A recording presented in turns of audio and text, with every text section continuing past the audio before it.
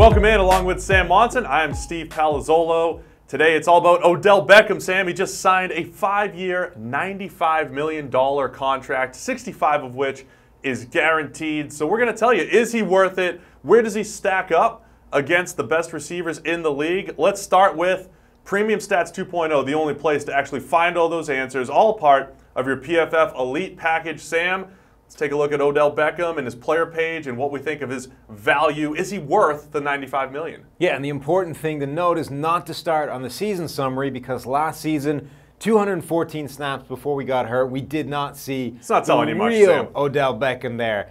This is what we want. These are Odell Beckham's career grades, and really those first couple of years are the two that really showed you what he can be, which is one of the best receivers in the NFL, one of the most devastating matchup weapons, one of the most devastating receiving weapons on the outside, 90.8 grade right out of the box as a rookie.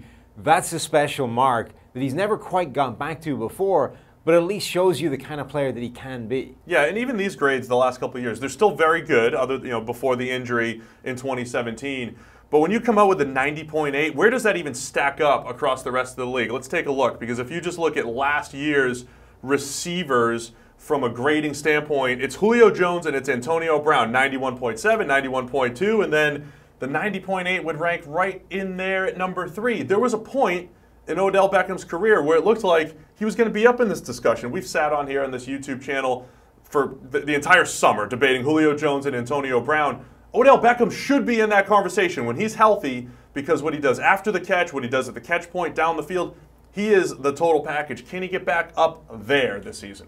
And those are the relevant names, because we are now talking about the best paid wide receiver in the NFL. And realistically, that just means he was the best receiver to have signed the most recent contract. If you look at when they signed his contract compared with Antonio Brown's, they actually have the exact same percentage of their team's salary cap all the way through that deal. So he basically signed the same contract as Antonio Brown, just a little bit later, where inflation is pushing it up. So in order for this to be a good deal, this is the grade he needs to be chasing. It's Antonio Brown's 91.2 grade. That's the level he needs to be at for this to be a good deal for the Giants. But 90.8 is a rookie right behind that, and though he hasn't got back to that mark yet, his career, you've got to think he can get there at his best. Yeah, so that's one way of breaking down receivers. The other way that I love to do it in Premium Stats is with our trusty yards per route run metric. And this was Odell Beckham's rookie season. This was back in 2014. And we see the yards per route run. It's essentially how many yards do you have divided by how many routes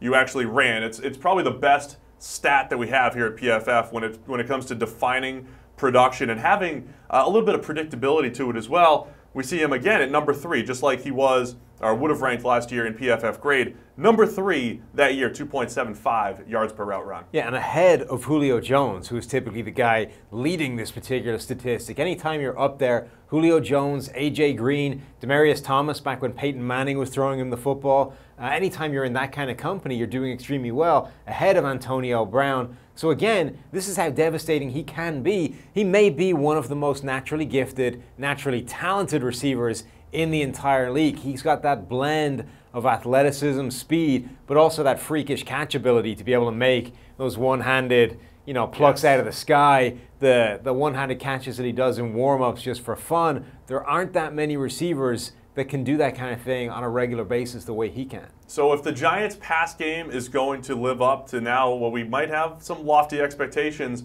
it's still going to come down to the quarterback. So let's take a look at Eli Manning and his progression over the last few years. This is his season breakdown, but if we scroll down and we get the season-by-season breakdown on Eli Manning, it hasn't been great these last couple of years. We're talking about the yellowish, lighter green. Ranking-wise, this is in the 20s among NFL quarterbacks year over year. The last time he was even near the top 10 was 2012. So that's a few years. Despite some passer ratings, Sam, it's a little bit closer. You can point them out. The passer ratings of 2014 and 15 were pretty good, but we've seen a slow decline, and we're 2 years removed from the Giants. We're winning a lot of games, but Eli was not playing all that well, and it seemed like there were so many games where Eli's just, sleepwalking through a game, and then he throws a quick slant to Odell Beckham, who takes it to the house.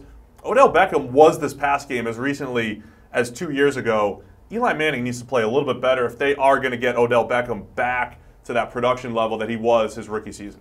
He does, and it's going to be an interesting year because I think in theory the situation is a little bit better for Eli Manning. They've got in some more weaponry, whether it's guys like Saquon Barkley and what he can do out of the backfield. They brought in Pat Shurmur as the head coach. We saw what he was able to do last season with the Minnesota Vikings in terms of career year for Case Keenum, career year for Jerick McKinnon, career year for Stephon Diggs and Adam Thielen. There was a lot of guys there that had their best seasons with Pat Shurmur and within his offense. I think he will be able to get the Giants playing a little bit better. That offensive line, even on paper, looks a little bit better as well, which is a significant thing. Creeping back toward average up front for the Giants. For Eli Manning and the Giants. So I think he can get him moving in the right direction. But the fun thing about this chart and why it's kind of such an interesting thing to look at when it comes to all of these, this color scaling, is it's really a short area of Eli Manning's career where you got kind of peak high-level play. It was really a 4-year sample size between, 2009 and 2012, where you got a really high-level stretch from Eli Manning, culminating in that 2011 Super Bowl run that was really one of the greatest seasons we've seen when you add in the playoffs. And, he was incredible. And the fact that he was doing it all under so much pressure. That offensive line was not good that year. But after that, it's really been a steady and fairly inexorable decline until a slight bump last year. We went down from those 70s grades, 68, 70, or 67, 64, back up to 68, 69. You know, it hasn't been good Eli Manning for a really long time now. Are you saying it should be Sam Darnold throwing the ball to Odell Beckham? Is that what they should have done? I wouldn't have taken the running back, let's put it that way. It could have been Sam Darnold. Let's go back and let's just answer the question. Sam, can Odell Beckham get back into the blue going forward and justify that contract? Yeah, I think he can definitely get back into this. This dark green, this light, or this blue area is easily attainable for him. The bigger question for me, I think, is can he actually exceed that rookie grade? You know, we saw what he was capable of as a rookie, his first season in the league, but Julio Jones, Antonio Brown, they're consistently at or above that mark. So if you're going to be the best paid wide receiver in the NFL, you need to show that you can eclipse that rookie grade on a consistent basis. And that is what he hasn't done so far. Well, personally, I'm expecting him to get back over 90 as well because he wins all over the field after the catch and the short stuff, intermediate level, and we know he can make those downfield catches. Odell Beckham, it's a lot of money, but there's only a few guys capable of doing what he can do on the football field. Let us know what you think in the comments. Is Odell Beckham worth all of the money? Be sure to hit the subscribe button and check out the YouTube channel for even more great NFL content.